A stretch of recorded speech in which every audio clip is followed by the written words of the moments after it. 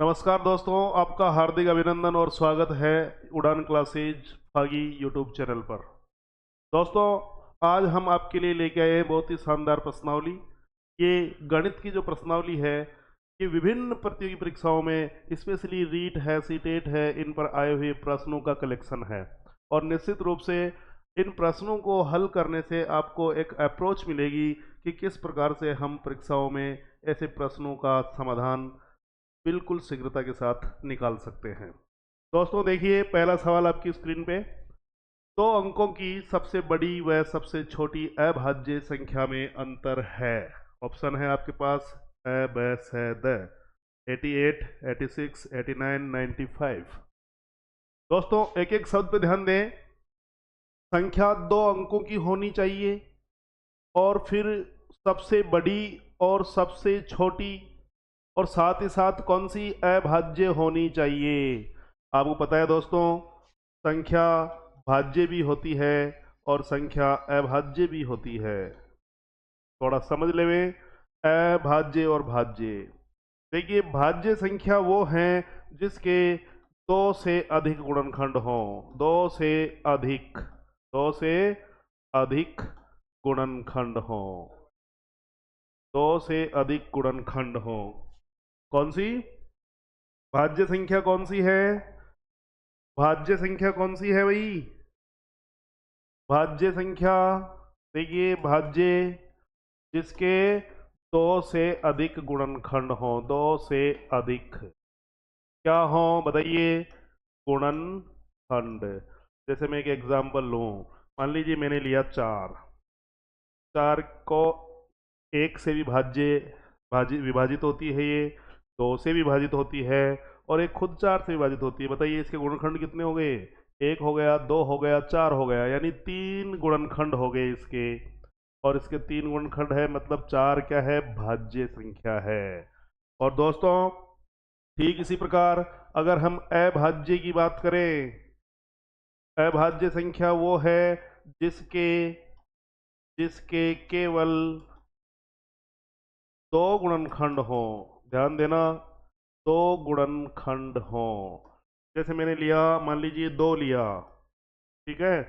दो एक से विभाजित होता है और दो से विभाजित होता है, तो इसके गुणनखंड कितने हुए? केवल दो हुए।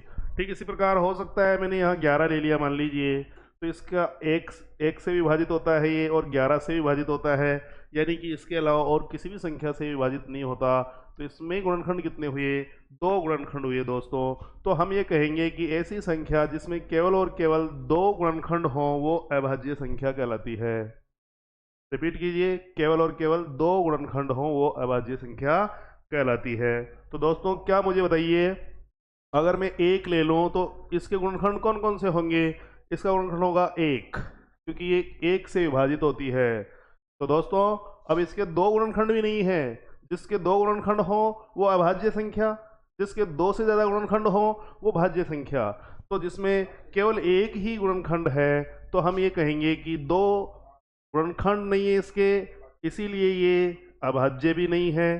दो से ज्यादा गुणनखंड नहीं है तो ये भाज्य भी नहीं है, यानी एक आपका भाज्य भी नहीं है और अभाज्य भी नहीं है। ठीक है दोस्तों, तो हम जिस प्रकार से इन्होंने प्रश्न दिया है उसकी चर्चा करते हैं। देखिए, दो अंकों की सबसे बड़ी, अब देखो सबसे बड़ी तो हो, लेकिन कैसी होनी चाहिए?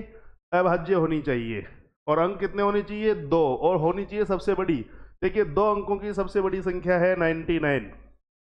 जब हम सबसे बड़ी संख्या ज्ञात करते हैं, दो अंकों की है तो दो बार 9 लिखेंगे, तीन अंकों की है तो तीन बार 9 लिखेंगे, चार अंकों की है तो चार बार 9 लिखेंगे। तो बड़ी संख्या ज्ञात करने के लिए हम क्या करते हैं? उतनी ही बार 9 लिखते हैं जितने अंकों की हमें संख्या पूछी गई है। ठीक है दोस्तों। और सबसे छोटी संख्या ज्ञात करने के लिए क्या करेंगे दोस्तों? सबसे छोटी संख्या ज्ञात करने के लिए, जैसे दो अंकों की सबसे छोटी संख्या, तो एक तो लिखेंगे आप एक, और दो अंक लाने हैं, अब एक अंक और बच गया तो उतनी लगा दो जीरो। ठीक है। तीन अंकों की सबसे छोटी, ये एक और डबल जीरो। चार अंकों की सबसे छोटी, एक और तीन जीरो, ये चार अंकों की सबसे छोटी संख्या है। ठीक है। तो सबसे बड़ी और सबसे छोटी संख्या ज्ञात करने का ये तरीका रहेगा। अब देखिए, दो अंकों की सबसे बड़ी कौन सी? अभाज्य। तो दो अंकों की सबसे बड़ी 99 है जो भाज्य है। ठीक है। इसमें 3 का भी भाग जाता है, 9 का भी भाग जाता है, 11 का भी भाग जाता है, तो ये भाज्य संख्या है, अभाज्य नहीं है। फिर 98, क्योंकि ऊपर जाएंगे तो 100 आएंगे तो 3 अंक हो जाएंगे, इसलिए नीचे आ रहे हैं। 98 इसमें भी भाज्य संख्या है। 97 ये अभाज्य संख्या है, इसके 2 ही गुणनखंड है, एक तो 1 और एक 97, तो ये अभाज्य संख्या है। ठीक है, तो 2 अंकों की सबसे बड़ी अभाज्य संख्या हमारे पास आ गई 97। ध्यान देना, आगे चलिए, ये चीज क्लियर हो गई है, 2 अंक सबसे बड़ी और अभाज्य। ठीक है, ये आ गया 97। ठीक है ना। अब देखिए, वह सब 2 अंकों की सबसे छोटी, ठीक है, और कौन सी, अभाज्य। तो 2 अंकों की सबसे छोटी संख्या क्या है, 10 है, लेकिन 10 तो भाज्य है कि नहीं है। ये 2 से भाज्य है, ये 5 से भाज्य है, ये 10 से भाज्य है। इसके गुणनखंड कितने हो गए, जिसके 2 से ज्यादा गुणनखंड हो, देखो 2 का भाग जा रहा है, 5 का भाग जा रहा है, 10 का भाग जा रहा है, 2 से ज्यादा गुणनखंड हो गए इसके, इसीलिए भाज्य है। और इससे नीचे आएंगे तो संख्या 1 अंकों की आएगी, तो नीचे नहीं आएंगे, हम ऊपर जाएंगे। अब 11 है, 11 के गुणनखंड देखो, एक तो 1 का भाग जाता है, 11 का भाग जाता है, 2 ही गुणनखंड है। इसका मतलब 11 2 अंकों की संख्या है, और कैसी संख्या है, अभाज्य संख्या है। तो ये वो 2 अंकों की संख्या है जो सबसे छोटी है, अभाज्य। कौन सी, अभाज्य। तो दोस्तों सबसे बड़ी आई 97 और सबसे छोटी 2 अंकों की अभाज्य संख्या आई 11। ठीक है, तो सबसे बड़ी आई 97 और सबसे छोटी आई 11। तो देखो 2 अंकों की सबसे बड़ी 97 और ये सबसे छोटी है, ये है 11, और सबसे बड़ी है, ये है 97। इनमें क्या ज्ञात करना है, अंतर। देखिए ये अंतर है दोस्तों, 7 में से 1 गया तो 6 और 9 में से 1 गया तो 8। कितना अंतर आया, 86। कहीं ऑप्शन में दिख रहा है आपको, बिल्कुल दिख रहा है। कौन सा ऑप्शन सही आंसर है, option B is the right answer. दोस्तों समझाने में टाइम लग रहा है, क्योंकि जब आपके पास एक बार अप्रोच आ जाएगी कैसे हल करना है, तो आप चुटकियों में हल करेंगे। ठीक है ना। तो इस प्रकार से आपका ये पहला जो क्वेश्चन है, ये देखिए रीट लेवल फर्स्ट में आया हुआ क्वेश्चन है। ठीक है, इसी प्रकार दूसरा क्वेश्चन देखिए दोस्तों। दूसरा प्रश्न है, 80 के निकटतम अभाज्य संख्या है। देखिए किसके निकटतम पूछा है दोस्तों, 80 के निकटतम अभाज्य संख्या पूछी है। अब देखिए 80 के निकटतम में आपके पास कौन कौन से ऑप्शन है। देखिए अभाज्य संख्या आप समझ ही गए, यानी जिसमें देखो 73 भाज्य या भाज्य, ये इसका गुणनखंड है 73 का 1 और 73, यानी ये है आपकी अभाज्य। क्या है, अभाज्य, क्योंकि हमें ढूंढनी क्या है, अभाज्य, और वो निकट किसके हो, 80 के। तो 73 अभाज्य है, 79 ये भी अभाज्य, 81 इसमें 9 से भाग जा रहा है, 3 से भाग जा रहा है, 81 से जा रहा है, यानी कि ये है भाज्य। तो ये तो हमारा वैसे ही कट हो गया ऑप्शन, ठीक है ना। और 83 ये है आपका अभाज्य। अब देखिए 3 ऐसी संख्याएं जो अभाज्य है, 83, 79 और 73। अब किसके नजदीक, 80। मान लीजिए ये 80 है, ठीक है। अब 73 है एक ऊपर, और एक 83 है, एक 79 है। ये 79 है, 73 के बाद आता है, और 80 के बाद है 83। ठीक है, अब देखिए 80 के निकटतम, देखो 73 80 से कितना कम है, 7। 79 80 से कितना कम है, ओनली 1। और ये 83 80 से कितना ज्यादा है, 3 ज्यादा है। तो सबसे निकटतम कौन सी है, केवल एक कम है, 79। तो दोस्तों हम ये कहेंगे कि हमारी ये जो प्रश्न है इसका आंसर होगा 79। ठीक है दोस्तों, ये सबसे नजदीक है किसके, 80 के। इस प्रकार ये आपका आंसर हो जाएगा। इसके बाद दोस्तों देखिए तीसरा प्रश्न है हमारा, 1 से 30 के बीच। देखिए 1 से 30 के बीच कितनी अभाज्य संख्याएं हैं। देखो अभाज्य का मतलब समझना है आपको, बार बार अभाज्य पर आधारित आपके प्रश्न आ रहे हैं। परीक्षाओं में पूछे गए प्रश्न है। अभाज्य का मतलब सीधा सीधा ये है कि उसके दो ही गुणनखंड हैं। कितने? केवल दो। तो देखिए अभी हमने चर्चा की, क्या एक अभाज्य है? नहीं है। क्यों? क्योंकि एक का गुणनखंड ही एक ही है। तो अभाज्य होने के लिए कम से कम दो गुणनखंड होने चाहिए। भाज्य होने के लिए दो से ज्यादा गुणनखंड होने चाहिए।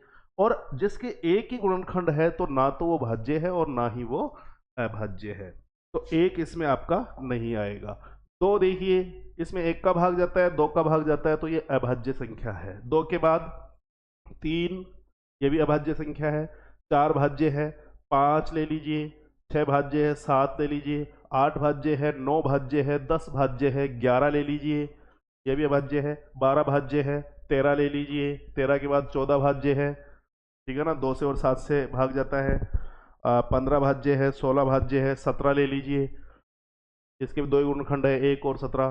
17 के बाद में आप ले लीजिए 18 भाज्य, 19 ले लीजिए। 19 में भी दो ही गुणनखंड है, 1 और 19। इसके बाद में 20 भाज्य, 21 भाज्य, 21 में 3 और 7 का भाग जाता है, 22 भाज्य। 23 ले लीजिए।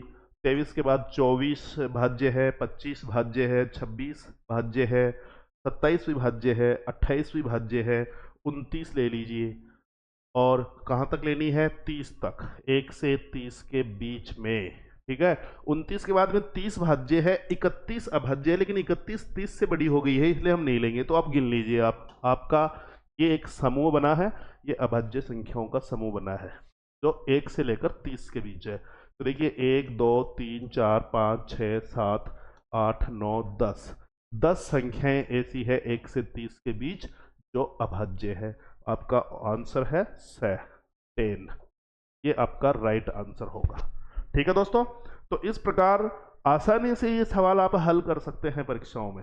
ध्यान रखना, हम परीक्षा के डर से थोड़ा अनकंफर्टेबल फील करते हैं, लेकिन जो स्थिति हमारी एक प्रैक्टिस रूम में होती है, अगर वो स्थिति, वो मानसिकता यदि आपके एग्जाम हॉल में हो जाए तो निश्चित रूप से आप 100% परिणाम प्राप्त कर सकते हैं।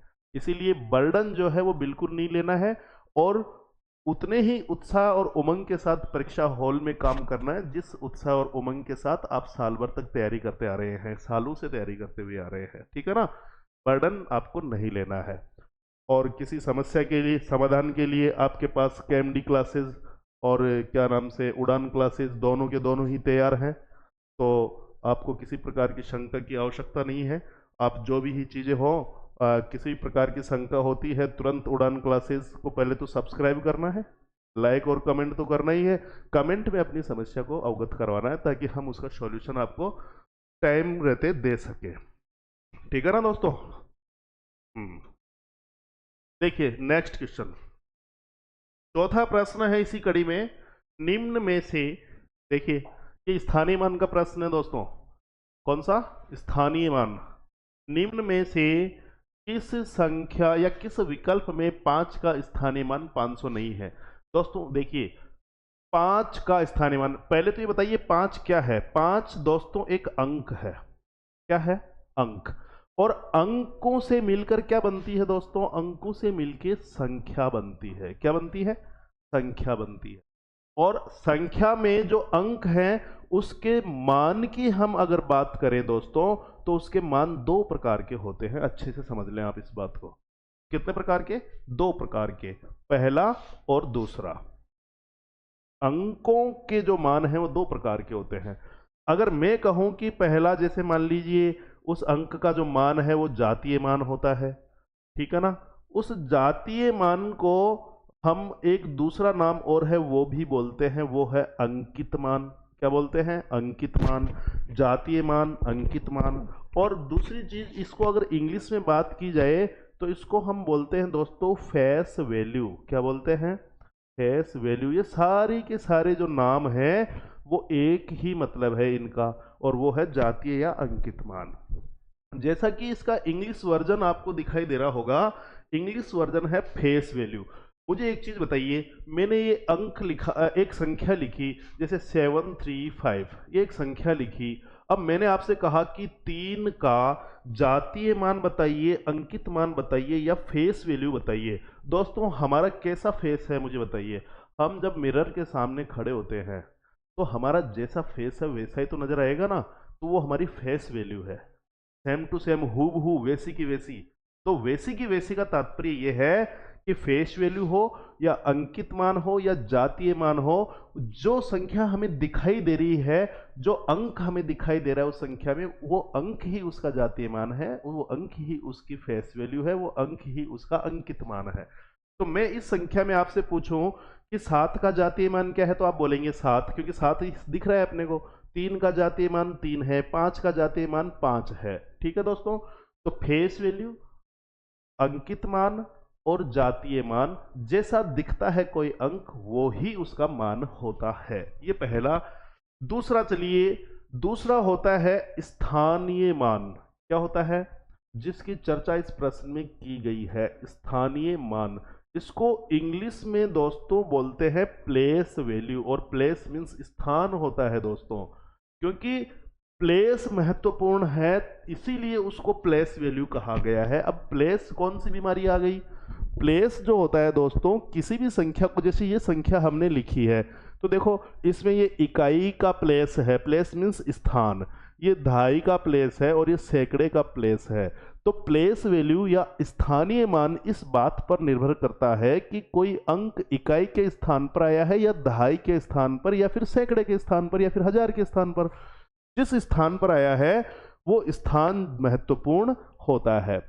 जैसे देखिए फॉर एग्जांपल ये पहली संख्या है, इसमें 2 5 6 9, ये इकाई के स्थान पर, ये दहाई के स्थान पर और ये सैकड़े के स्थान पर। तो स्थानीय मान अगर हम ज्ञात करना चाहें, जैसे 5 का स्थानीय मान, तो देखिए ये 5 जो है किसके स्थान पर आया है, इकाई दहाई सैकड़े के स्थान पर आया है, तो इसको 100 से गुणा कर दीजिए, इसका स्थानीय मान हो जाएगा 500। और इसका एक दूसरा और सबसे सीधा तरीका यह है दोस्तों कि 5 का अगर आपको स्थानीय मान ज्ञात करना है तो उससे इकाई से गिनिए कितने अंक रह गए, इधर 1 अंक और 2 अंक रह गए 5 के इधर, तो आप 2 जीरो लगा दीजिए, ये भी तरीका है, ये आ जाएगा आपका स्थानीय मान। किसका स्थानीय मान है ये, 5 का स्थानीय मान। तो ठीक इसी प्रकार से सब में हम देखेंगे और ये देखेंगे कि कौन से विकल्प में 5 का स्थानीय मान 500 नहीं है। इस पे ध्यान देना, 500 है या 500 नहीं है, ये भी कई बार डिस्टर्ब करता है अपन को। ठीक है ना दोस्तों, तो नहीं है इस पे ध्यान देना।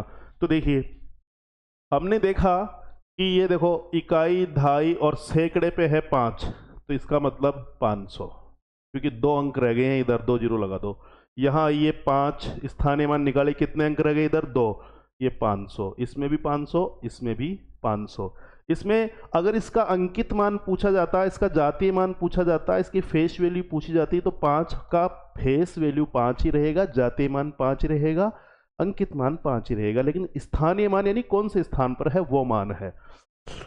देखिए चौथे में देखिए 5 के इधर कितनी संख्याएं रह गई, एक तो इकाई की रह गई, एक दहाई की रह गई, 2 रह गई, तो 2 जीरो लगा दीजिए। इसमें भी स्थानीय मान 5 का 500 है, क्योंकि ये सैकड़े के स्थान पर है, इकाई दहाई सैकड़ा, तो 5 को सैकड़े से गुणा करेंगे 100 से, तो 500। ठीक है, यहाँ आइए दोस्तों, यहाँ 5 जो है इसके इधर एक ही अंक है, तो यहाँ 1 जीरो लगेगी, तो स्थानीय मान कितना आ गया, 5 का 50 आ गया।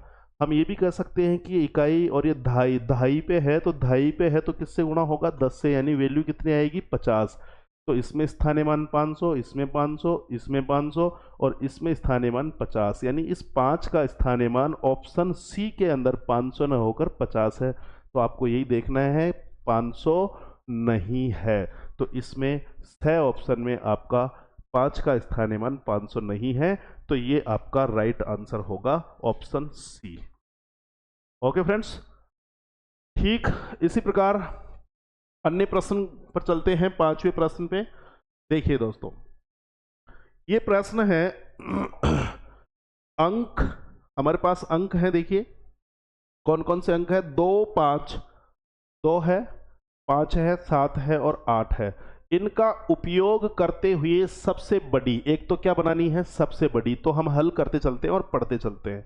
देखिए दोस्तों जब सबसे बड़ी संख्या हम ज्ञात करना चाहते हैं, सबसे बड़ी, तो हम क्या करेंगे, पहले बड़ा, देखो बड़ी ज्ञात कर रहे हैं ना, तो पहले बड़ा अंक और फिर छोटा अंक, ऐसे लिखते जाएंगे, बड़ा छोटा छोटा छोटा। तो सबसे बड़ी संख्या, अंक कौन कौन से हैं हमारे पास, 2 5 7 8, तो सबसे बड़ा अंक 8 है, फिर 7, फिर 5 और फिर 2। तो सबसे पहले हम 8 लिखेंगे, फिर इससे छोटा 7, फिर इससे छोटा 5 और फिर इससे छोटा 2। ये सबसे बड़ी संख्या है इसकी, जो इन अंकों से बनेगी। और अगर हम सबसे छोटी संख्या ज्ञात करना चाहें, सबसे छोटी, तो देखिए सबसे छोटी संख्या, यहां छोटा आ रहा है ना, तो पहले छोटा अंक, फिर बड़ा अंक, फिर बड़ा अंक और फिर बड़ा अंक, ऐसे लिखेंगे दोस्तों। तो आपके इसमें 2 5 7 8 में सबसे छोटा अंक कौन सा है? 2। फिर इसके बाद में इससे बड़ा कौन सा है? 5, 5 से बड़ा 7 और फिर 8, यानी 5 7 8। तो 2 से बड़ा 5, 5 से बड़ा 7, 7 से बड़ा 8। ये सबसे छोटी संख्या हो गई है दोस्तों।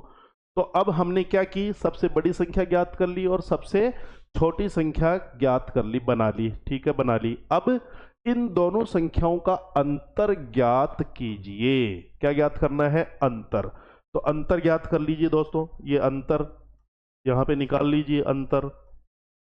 देखिए 2 में से 8 नहीं जा रहे, 12 में से 8 गए तो 4, ठीक है, यहां बच गए 4, 4 में 7 नहीं जाते, 14 में से 7 गए तो 7, यहां बच गया 6, 6 में से 5 गया तो 1, यहां 8 है, 8 में से 2 गए तो 6। अंतर कितना आया दोस्तों? 6174।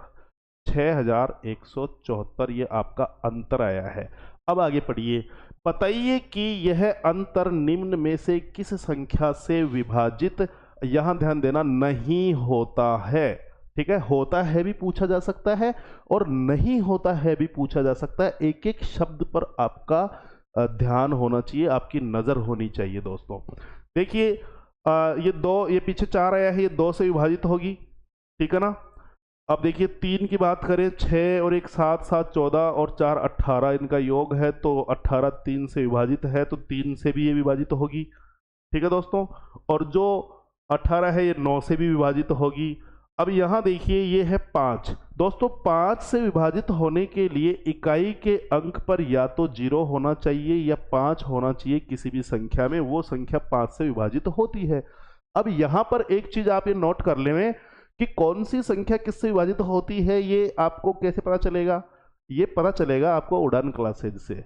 हम जल्द ही आपके लिए भाजकता के नियम लेके आएंगे, उनमें आपको सभी प्रकार की जो संख्याएं हैं वो 2 से 3 से 5 से 10 से 15 से 16 से 20 से किससे विभाजित होती है कि नहीं होती है, उनके क्या रूल्स हैं, ये बहुत शॉर्ट में हम आपको उसमें डिस्कस करेंगे। तो बने रहिएगा उड़ान क्लासेस के साथ। ठीक है दोस्तों, तो अब सीधी सी बात यह है कि 5 से कौन सी संख्या विभाजित होती है?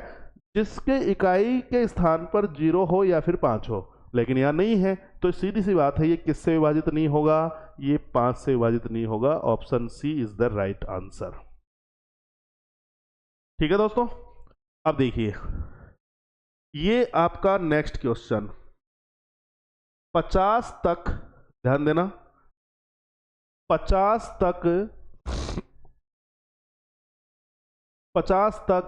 3 एवं 4 से विभाज्य, ध्यान तो 3 से विभाजित है और 4 से विभाजित है, कुल कितनी संख्याएं हैं? अब देखिए 50 तक की संख्याएं ऐसी कितनी हैं जिनमें 3 का भी भाग जाता हो और 4 का भी भाग जाता हो? तो दोस्तों देखिए, जिसमें 3 का भी भाग जा रहा है, जिसमें 4 का भी भाग जा रहा है, तो इनका एलसीएम लो आप। एलसीएम हो गया इनका 3 × 4 12, यानी निश्चित रूप से उस संख्या में 12 का भी भाग जाएगा। ठीक है ना, अगर वो संख्या 3 और 4 से विभाजित है तो वो 12 से भी विभाजित होगी। ठीक है, तो संख्याएं कितनी हैं? 50 तक की संख्याएं हैं, 50 तक, इनमें 3 और 4 का भाग जाता है, तो वो संख्याएं कितनी हैं? तो बताइए 3 और 4 का भाग जा रहा है तो किसका भाग भी जाएगा? 12 का। तो 12 का भाग देके निकाल दीजिए। 12 का 50 में भाग दिया, कितने बार भाग गया? 4 बार। 12 चौके 48। अब पूरा भाग नहीं जा रहा है, उसको छोड़ दो, तो कितने बार भाग गया? 4 बार। यानी 50 तक की ऐसी 12 संख्याएं हैं, 50 तक की ऐसी 4 संख्याएं हैं जिनमें किसका भाग जाएगा? 12 का भाग जाएगा। देखो कैसे, एक तो हो गई 12, एक हो गई 24, 12 दूनी 24, एक हो गई 12 तिया 36, एक हो गई 12 चौके 48। अगर 5 और लेंगे 12 पंजे 60 हो जाएगा, तो 60 किससे बड़ी है? 50 से बड़ी है। तो 50 तक की ऐसी 4 संख्याएं हैं जिनमें किसका भाग जाएगा? 12 का। और चारों संख्याओं में 3 का भी भाग जाएगा और 4 का भी भाग जाएगा। तो इस तरीके से एलसीएम लेके हम उनकी संख्या ज्ञात कर सकते हैं। तो ऑप्शन है आपका सी 4। कितनी संख्याएं होंगी? 4।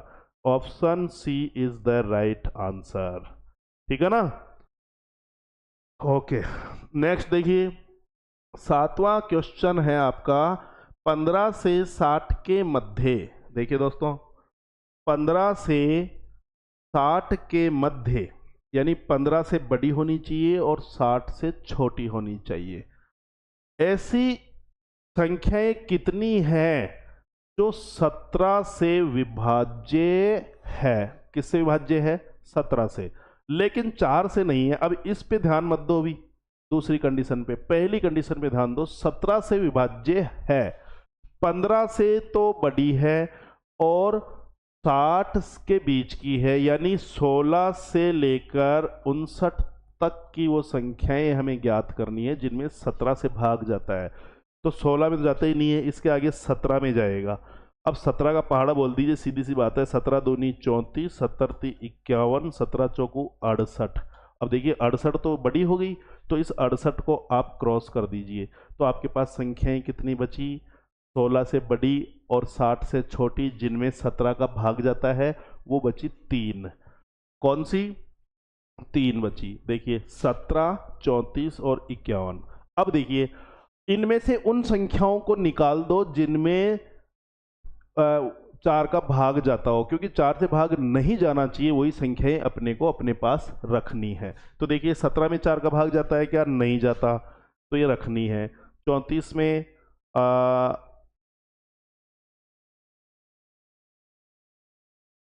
12, 4 का भाग देखिए 8 चौक 32, 2 बच गया, नहीं जा रहा है। इसमें 15 चौकू 60, 12 चौके 48, 3 बच गए, इसमें भी नहीं जा रहा है। मतलब 17 से भाग तीनों में जा रहा है और क्या रखना है, लेकिन 4 से भाग नहीं जाए, तो 4 से भाग तीनों में नहीं जा रहा है। तो कुल मिलाकर कितनी संख्याएं हो गई? 15 से 60 के बीच में ऐसी 3 संख्याएं हैं जिनमें 17 से तो भाग जा रहा है लेकिन 4 से भाग नहीं जा रहा है। तो ऑप्शन देखिए, ऑप्शन में 5, 3, 7, 4, तो ये 3 ये रहा। और अगर संख्याएं पूछ ले तो आप बताएंगे 17, 34 और 51। ये वो संख्याएं हैं जो 15 से 60 के बीच हैं और उनमें 17 का भाग जाता है और 4 से भाग नहीं जाता है। ठीक है दोस्तों, तो ये बड़ा आसान प्रश्न है, आप इसको इजीली बढ़िया प्रेम से हल कर सकते हैं। ठीक है ना? नेक्स्ट क्वेश्चन है 8 नंबर पे 100 एवं 300 के बीच। ध्यान देना भाई, किसके बीच? 100 एवं 300 के बीच। इसका मतलब 100 और 300 के बीच है तो 100 से बड़ी होगी यानी 101, और 300 के बीच है तो 300 से छोटी होगी यानी 299। 101 और 299, इनके बीच 13 की, देखो 13 की गुणज संख्याएं हैं। अब 13 के गुणज कैसे निकालते हैं भैया?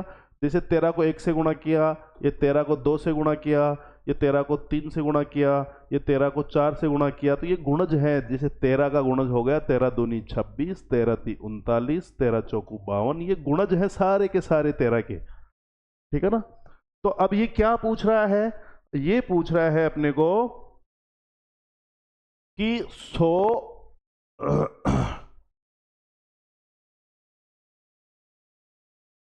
देखिए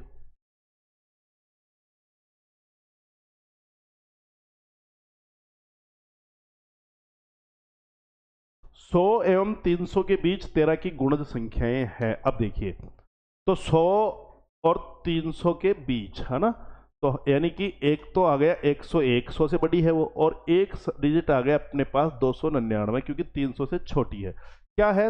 13 की गुणज संख्याएं। अब देखिए सीधा सा तरीका है, 101 तक की कितनी संख्याएं ऐसी है जो 13 की गुणज है, इसमें 13 का भाग दे लो। तो 13 स्ताम 91, 7 बार भाग गया दोस्तों, कितना बच गया? तेरे 8 104, ज़्यादा हो जाता है तो 7 बार भाग गया, यानी कि 101 तक आपके पास ऐसी 7 संख्याएं हैं जो 13 की गुणज है। ध्यान देना, कितनी संख्याएं हैं? 7। अब ये तो 101 तक हो गई, पूरी निकालो 300 के बीच यानी 299 तक, 299 तक, ठीक है ना, 299 तक ऐसी कितनी संख्याएं हैं जो 13 की गुणज है। 13 का भाग दीजिए, देखिए 13 दूनी 26, कितना बच गया, 29 में से 26 गया तो 3 और आगे से 9 उतारा 39, 13 39, 23 ऐसी संख्याएं हैं टोटल 299 तक जो 13 की गुणज है। अब अगर आपको डायरेक्ट ये पूछता कि 300 तक की कितनी संख्याएं हैं जो 13 की गुणज है, तो आपका आंसर आ जाता 23 आ जाता ना। लेकिन हमें क्या पूछा है, 100 और 300 के बीच में पूछा है, मतलब 100 तक को तो अपने शामिल करना ही नहीं है। तो 100 तक ऐसी कितनी संख्याएं जो 13 की गुणज है, वो है 7। तो अब 100 से बड़ी चाहिए, 300 तक टोटल 23 है, तो 300 में से अगर आप 100 तक की घटा देंगे तो 100 और 300 के बीच की बच जाएगी। यानी कि टोटल 300 तक 23 संख्याएं हैं और 100 तक 7 संख्याएं हैं जो 13 की गुणज है। तो आप इनको अगर घटाएंगे तो आपके पास ऑप्शन कितना आएगा, 16 आएगा। यानी 100 से 300 के बीच ऐसी 16 संख्याएं हैं जो 13 की गुणज हैं।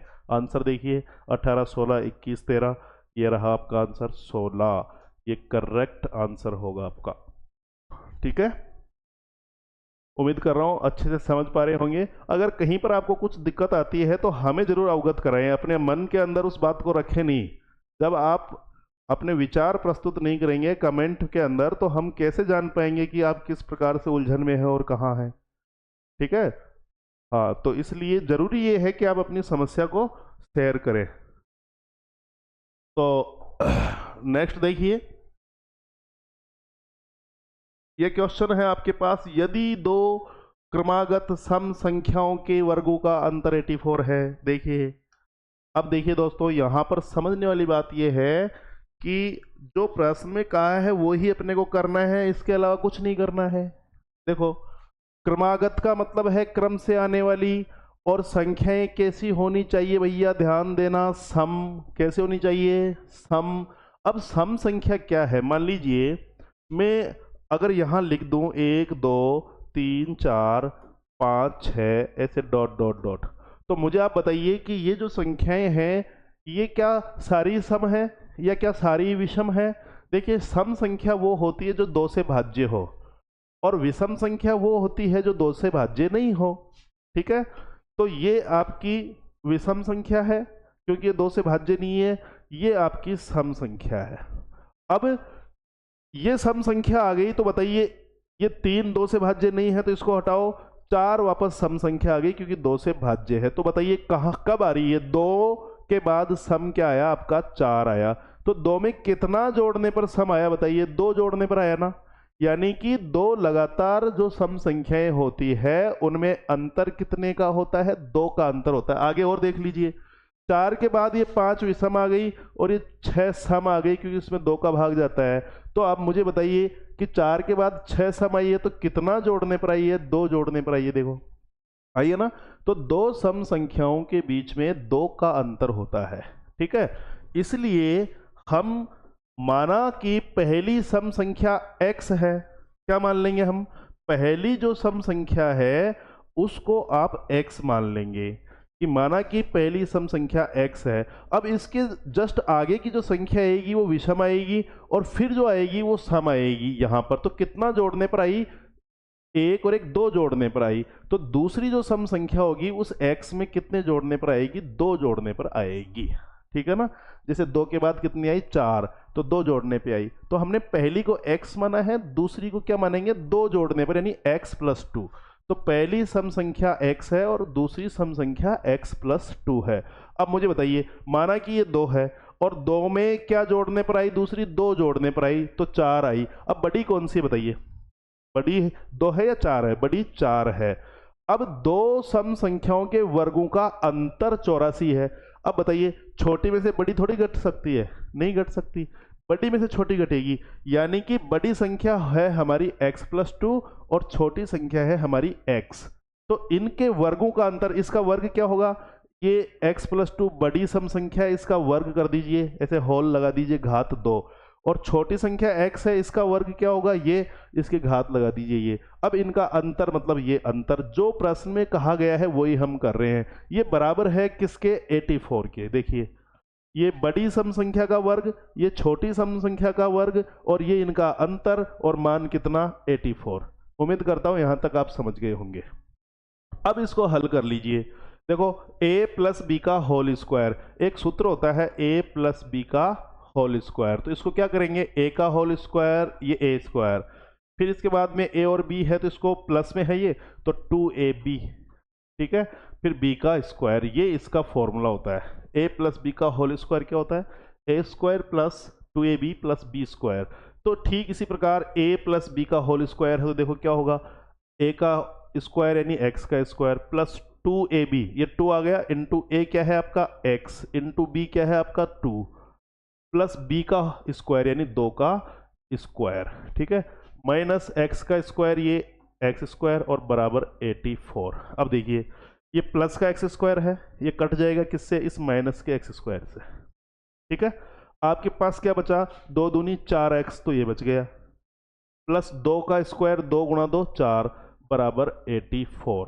ये वाली चीज आपके पास बची, ठीक है दोस्तों।